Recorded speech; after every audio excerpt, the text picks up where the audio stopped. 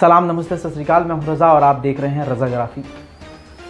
आज बिल्कुल भी ये इंटरनेशनल रिपोर्ट करने का ज़रा सा भी मूड नहीं था, बिल्कुल नहीं। मतलब जो खबर आपको बताने जा रहा हूँ, ये पढ़ने के बाद मैंने अपने एडिटर से कह दिया था मुझे कवर ही नहीं करना है।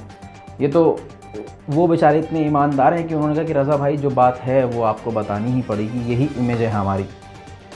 दोस्तों, इस रिपोर्ट में जो कि prime time, international prime time है, जो कि रोज़ दोपहर में भारतीय वक्त के मुताबिक 2:30 और 3 के बीच में पेश करते हैं दोपहर में।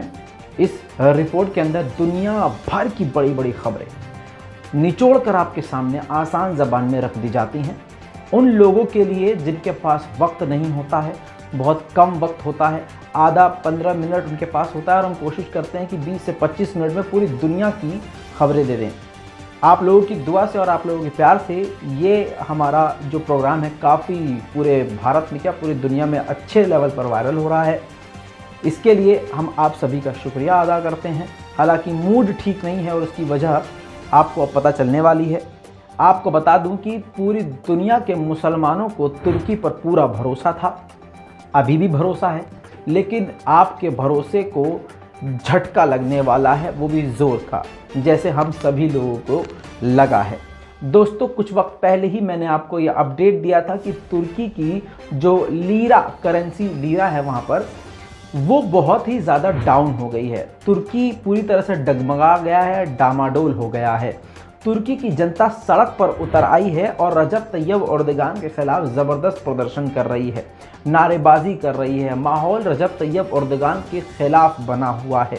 भले ही पूरी दुनिया में रजब तैयब एर्दोगान की इमेज काफ़ी ज़्यादा अच्छी है, लेकिन उनके खुद के मुल्क के अंदर उनके खिलाफ अब तेज़ी से आवाज़ उठ रही है।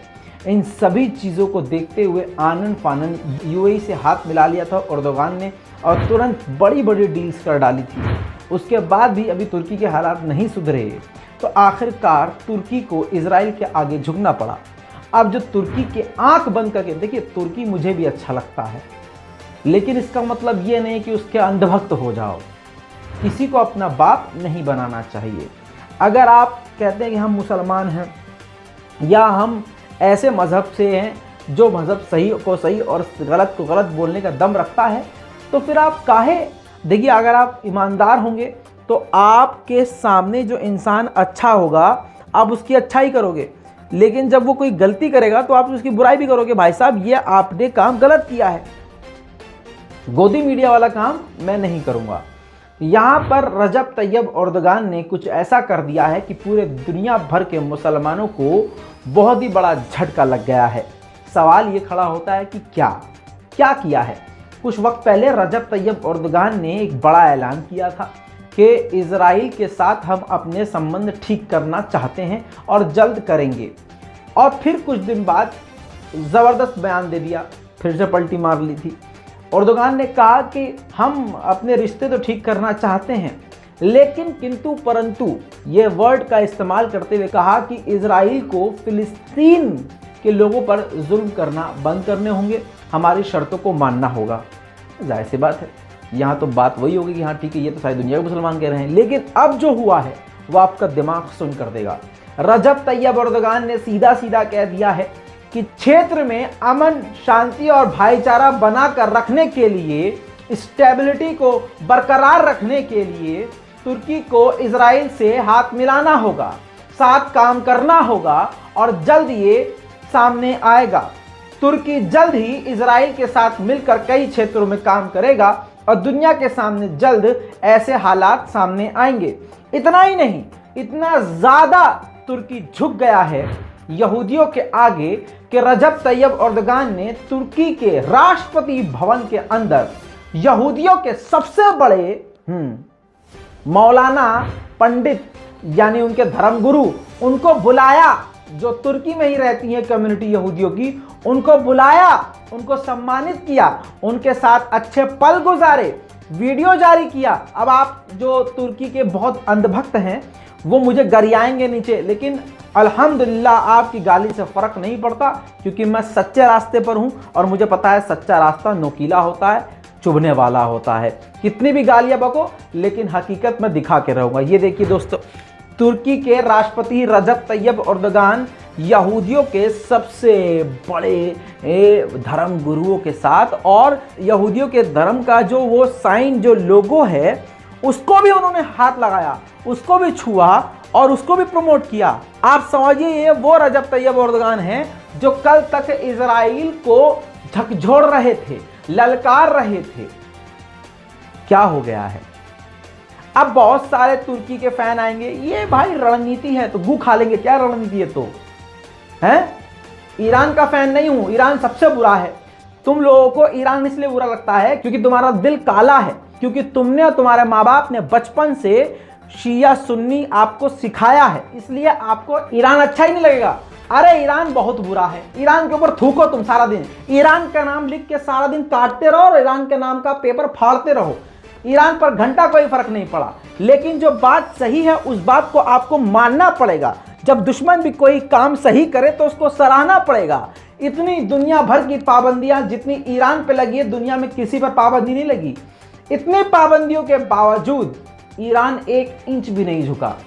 मेरा ईरान से कोई मतलब वास्ता नहीं है, मैं तो तुर्की की तारीफ करता था ना, लेकिन तुर्की आखिरकार एक झटके में ऐसा झुक गया कि इजराइलियों के साथ अपना राष्ट्रपति भवन शेयर करने लगा, यहूदियों के धर्म को प्रमोट करने लगा।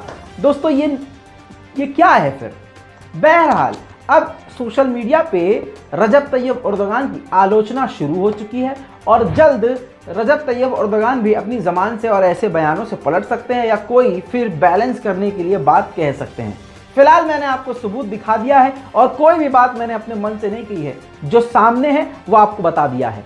अब आगे बढ़ते हैं। इतना ही नहीं दोस्तों, समझ में नहीं आ रहा है कि तुर्की का रुख क्या है। एक तरफ तो इजराइल के सीने से लग गया, एकदम लिपट गया तुर्की, लेकिन दूसरी तरफ आपको बता दूं कजाकिस्तान में ईरान, तुर्की, रशिया की मीटिंग हुई और इन तीनों ने मिलकर एक बयान जारी किया जिसमें कहा कि सीरिया के अंदर जो इजराइल के फाइटर जेट हैं जो हमला कर रहे हैं, हम उसकी निंदा करते हैं। इजराइल वहां पर मौजूद नहीं होना चाहिए, सीरिया में इजराइल का कोई काम नहीं है। ईरान ने भी ये बात बोली, रशिया ने भी और तुर्की ने भी। समझिए दोस्तों, कहानी यहां समझ नहीं आ रही है। एक तरफ दुनिया के सामने यहूदियों के गले मिल रहे हैं, दूसरी तरफ छोटी छोटी सी आलोचना भी इजराइल की कर रहे हैं। इसको दोगलापन तो नहीं कहते ना? नहीं, इसको दोगलापन नहीं कहते। चलिए आगे बढ़ते हैं। दोस्तों, ईरान को अमेरिका के द्वारा धमकी दी गई है। कहा गया है कि आने वाले कुछ हफ्तों में फाइनल आउटपुट आने वाला है और अमेरिका ये भी जानता है कि ईरान हमारी बात नहीं मानेगा, जिसके बाद मामलात और ख़राब हो सकते हैं। जिसके बाद बाइडेन के सलाहकार ने खुली धमकी दी है कि ईरान का बुरा वक्त आने वाला है कुछ ही हफ्ते में। दोस्तों, अगर दोगलापन की मिसाल आपको देखनी हो तो आप अमेरिका को देख सकते हैं, जहां पर पूरी दुनिया के मुसलमान, खुद तुर्की, ईरान, सऊदी अरब सभी ये कह रहे हैं कि 2 स्टेट सॉल्यूशन हल है फिलिस्तीनियों के लिए। यानी एक लाइन खींच दी जाए और लाइन के उस पार का हिस्सा इजरायलियों को दे दिया जाए और फिलिस्तीनियों को इधर का हिस्सा दे दिया जाए। लेकिन जब ये बात होती है कि भाई इसको फॉलो करो, मान लो इस बात को, तो इजराइल नहीं मानता है। ऊपर से यहूदियों की मदद हमेशा से अमेरिका करता है। अब अमेरिका के एनवॉय इजराइल के बाद खुद फिलिस्तीन पहुंचे और फिलिस्तीन के राष्ट्रपति से मिले। फुल स्क्रीन पर देख लीजिए तो उन्होंने क्या कहा कि हम खुद 2 स्टेट सॉल्यूशन के पक्ष में हैं। यूएस के एनवॉय ने राष्ट्रपति अब्बास से यह बात कही। देखिए दोगलापन की इंतहा। 2 स्टेट सॉल्यूशन तो सारी दुनिया कह रही है कि हाँ भाई कर दो सॉल्यूशन, लेकिन खुद अमेरिका कोई एक्शन नहीं कर रहा है उस पर। लेकिन जब फिलिस्तीन में जाता था कहता हम तो यही चाहते हैं कि मतलब बिल्कुल पड़ोस की जो आंटी होती है ना, दोगली टाइप। दोस्तों, आपको बता दूं जनरल नॉलेज के लिए, बच्चों के लिए, पूरी दुनिया में सबसे ज़्यादा मुसलमानों की आबादी अगर कहीं है, यानी एक मुस्लिम कंट्री, और उसमें सबसे ज़्यादा आबादी कहीं है तो वो इंडोनेशिया की है। इंडोनेशिया में मुसलमानों की आबादी लगभग 200 मिलियन से ज़्यादा है, समझिए। दूसरे नंबर पर पाकिस्तान लगभग 21 करोड़ और तीसरे नंबर पर 20 करोड़ लगभग मुसलमान भारत में हैं। उस मुस्लिम कंट्री इंडोनेशिया में अमेरिका का फॉरेन मिनिस्टर खुद पहुंचा है और उसने एड़ी चोटी का जोर लगा दिया है इंडोनेशिया और इजराइल के रिश्ते ठीक हो जाएं, दोनों साथ काम करने लगे। और अगर इंडोनेशिया मान जाता है तो दूसरी मुस्लिम कंट्रीज भी इजराइल के साथ करीब हो जाएगी। दोस्तों, अगली खबर इजराइल से। आपको एक जानकारी देता चलूं कि मुसलमान के हालात पूरी दुनिया में इसलिए बदतर हैं क्योंकि हमारे अपनों में ही गद्दार हैं। भारत में ऐसे बहुत सारे मुसलमान हैं जो अपनों की ही गर्दन काट चुके हैं और पूरी दुनिया में मुसलमानों को बदनाम कर चुके हैं, जैसे वो सुअर रिजवी यानी वो वसीम रिजवी, ठीक है। इसके अलावा सैकड़ों यहाँ पर भारत में मौजूद हैं। अभी तो कुछ सामने भी नहीं आया, ऐसा वक्त भी आएगा बुरा कि ये सारे सुअर बाहर निकल के आएंगे। आपको बता दूं कि मुसलमानों का इतिहास चेक करेंगे तो पता चलेगा कि हमें अपनों ने ही लूटा है। ऐसी बात नहीं है गैरों ने भी लूटा है, अपनों ने तो लूटा ही है। गैरों ने तो खैर ये उनसे क्या शिकायत करें, वो अपने ही नहीं है, लेकिन ससुरे अपनों ने ज्यादा लूटा है। गैर का दर्द नहीं होता है, अपने का ज्यादा होता है कि यार तुम तो अपने थे, तुमने भी यार नहीं छोड़ा हमको। मामला ऐसा ही है। इजराइल में एक पार्टी है रैम नाम की, उस रैम नाम की जो पार्टी है उसमें मुस्लिम कम्युनिटी के सारे लोग मौजूद हैं, मतलब मुस्लिम लीग के, जो कि इजराइल और फिलिस्तीन में जो मुसलमान रहते हैं उनकी मिली जुली पार्टी है। इसमें मुस्लिम लोगों का इजराइल में पक्ष रखने के लिए एक पार्टी बनाई गई है रैम नाम की। वो पहले से है, 1996 से बनी हुई है। उनके जो लीडर है मंसूर अब्बास, उसने अब पूरे फिलिस्तीन और पूरी दुनिया के मुसलमानों की पीठ में, गर्दन में, सर में छुरा घोंप दिया है। उसने अपनी कुर्सी बचाने के लिए, जैसे वसीम रिजवी ने अपनी कुर्सी और सीबीआई और आईटी की रेड से बचने के लिए, क्राइम ब्रांच से बचने के लिए दूसरा धर्म अपना लिया और इस्लाम को गालियां बकना शुरू कर दी, वैसे ही इस इंसान ने भी अपनी सारी कमियां छुपाने के लिए और अपनी कुर्सी बचाने के लिए इजराइल का गू खा लिया। जी हाँ, इसने कहा कि इजराइल के खिलाफ और यहूदियों के खिलाफ आवाज उठाना गलत। इतना ही नहीं, इसने यह भी बोला कि उनके अस्तित्व को चैलेंज करना यह अरब मुस्लिम कंट्री के लिए गलत है। इजराइल और यहूदियों के लिए कड़ा रुख अपनाना सही नहीं है। राजनीतिक और कम से कम बातचीत वाला हल निकालना चाहिए। और इजराइल जो है यहूदी राष्ट्र है, इसको बदला नहीं जा सकता। ये सारा गू जो खाया है उसने इजराइल का, वो इजराइल के ही टीवी चैनल पर इंटरव्यू देते हुए, जिसके बाद पूरे फिलिस्तीन में गदर मच चुका है, बवाल खड़ा हो गया है। लोग कह रहे हैं कि हमने अपनी आवाज बनाकर, फिलिस्तीनियों की आवाज बनाकर जिस शख्स को वहां भेजा उसने सारा गुड़गोबर कर दिया है। सुनिए। מדינת ישראל נולדה כמדינה יהודית. עכשיו כל אחד מאיתנו שבא מלאום אחר או מדת אחרת ישאף. רגע, מדינת ישראל נולדה נולדה כמדינה יהודית. אתה הולך להסתבך עכשיו. לא, זאת החלטתו של העם היהודי שהוא מקים מדינה יהודית, נקודה. עכשיו השאלה היום היא לא מה הזהות של המדינה, היא ככה נולדה וככה תישאר. दोस्तों, इसके साथ म्यांमार के हालात तो बुरे हैं ही, आप जानते हैं। वहां पर कोरोना का प्रकोप भी बढ़ रहा है। आखिरकार भारत ही मदद करने के लिए खड़ा हुआ और 10 लाख कोविशील्ड नाम की जो खुद की वैक्सीन है भारत ने जो बनाई है, वो 10 लाख जो डोसेज हैं वो म्यांमार को पहुंचा दिए हैं। अच्छा, नेपाल ने भी बड़ा काम कर दिया है। आपको बता दूं कि नेपाल के अंदर चीन की ज़्यादा उंगली रहती है, तो अब नेपाल ने 3 ऐसी बड़ी चीन की कंपनियों को बैन कर दिया है, पूरी तरह से ब्लैकलिस्ट कर दिया है। नेपाल में रहकर एयरपोर्ट, एयरबेस और इसके अलावा कई अलग अलग प्रोजेक्ट पर काम कर रहे थे। चीन के लिए नेपाल की तरफ से ये सबसे बड़ा झटका है। दोस्तों, आखिरकार अब मैं आपको ले चलूंगा अफगानिस्तान। तालिबान के आगे जरा सा संयुक्त राष्ट्र झुक गया है। संयुक्त राष्ट्र ने ऐलान किया है कि वो तालिबान मिलिट्री की मदद करेंगे। जी हाँ, थंबनेल पर यह खबर जानी चाहिए थी, लेकिन बड़ी खबर वही थी, तुर्की ने जो मुसलमानों के सीने में छुरा घोंपा है। लेकिन यह भी बहुत इंपॉर्टेंट खबर है, तालिबान की मदद के लिए आखिरकार संयुक्त राष्ट्र सामने आ गया है। उन्होंने कहा है कि हम $6 मिलियन की मदद देंगे तालिबान मिलिट्री को, ताकि वो अफगानिस्तान के बॉर्डर की सुरक्षा कर सके।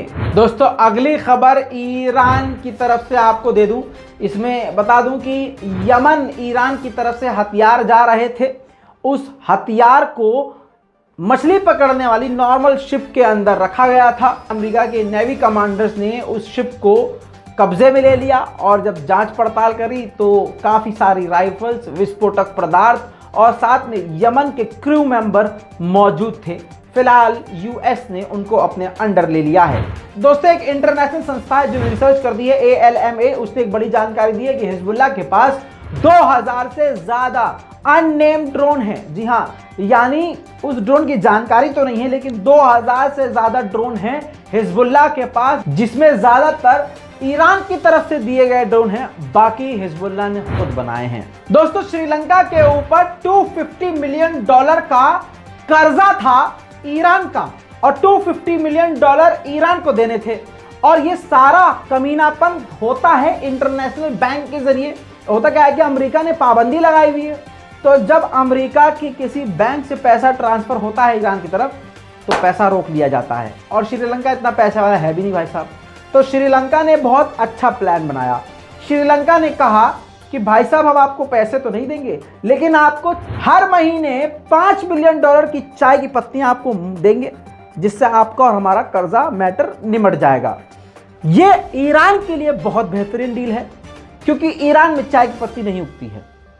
इतनी सी चाय की पत्ती 2-2 हज़ार रुपए की आती है। अब श्रीलंका ने इस बात पर यह भी कहा है कि ये जो हमने प्लान बनाया है, इससे किसी भी कानून का उल्लंघन नहीं है, भी खाने पीने की चीज़ ह्यूमैनिटेरियन चीज़ है। उसके अलावा जो बैंकों का सिस्टम है वो यूज़ ही नहीं करना हमें। जब हम कैश की लेन देन ही नहीं कर रहे हैं, तो अमेरिका और दूसरे देश कुछ कह ही नहीं सकते। ये ज़ोरदार तमाचा है। देखिए, कोई छोटा मोटा नहीं होता है, मतलब साइज पे मत जाया करिए, श्रीलंका से सीखिए। कोई बहुत बड़ा है, सारी टेक्नोलॉजी है, सारा दिमाग उसके पास नहीं है, लेकिन कितनी समझदारी से श्रीलंका ने अपना उधार भी चुकाना शुरू कर दिया है, और फायदा ईरान को भी मिल रहा है। आगे बढ़ते हैं। दोस्तों, अब आपको बता दूं, पाकिस्तान से एक बड़ी खबर। पाकिस्तान की तरफ से 7000 माइनॉरिटीज लोगों ने, जो माइनॉरिटी से बिलोंग करते हैं, उन लोगों ने भारत की नागरिकता के लिए अप्लाई किया है।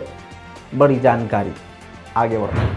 दोस्तों, अब ले चलूंगा आपको आर्मेनिया। आर्मेनिया के प्रेसिडेंट ने भक्तों के मुंह पर, क्या ही बोलूं, बहाना कर दिया है। जो भक्त, अंधभक्त भारत के, इसको अजरबैजान और आर्मेनिया की जंग को धार्मिक जंग समझ रहे थे कुकुर मुत्ते, उनके मुंह पर हक दिया है। जी हां, प्रेसिडेंट ने कहा है, आर्मेनिया के प्रेसिडेंट ने, कि अजरबैजान और आर्मेनिया के बीच में जो जंग हुई थी वो धार्मिक नहीं है, और हम अरब कंट्रीज का, मुस्लिम कंट्रीज का धन्यवाद अदा करते हैं कि उन्होंने हमारे रेफ्यूजीज को अपनी अपनी कंट्री में सुकून से, प्यार से, मोहब्बत से रहने दिया, उनकी मदद करी। इतना ही नहीं, उन्होंने ये भी कहा कि इस जंग में ईरान का कोई रोल नहीं था। लेकिन आपको याद होगा, ऐसे TV9 भारतवर्ष जैसे नकली, फर्जी, मक्कार, झूठे चैनल लगातार आपको बेवकूफ़ बना रहे थे। मजे की बात यह है, बहुत लोग बन भी रहे थे। अब इस पूरी रिपोर्ट पर आपकी क्या राय है, अपनी राय कमेंट में जरूर लिखिएगा। रिपोर्ट को शेयर कर दीजिएगा। हम हैं रजा, गोदी मीडिया की सजा। चैनल कीजिए सब्सक्राइब।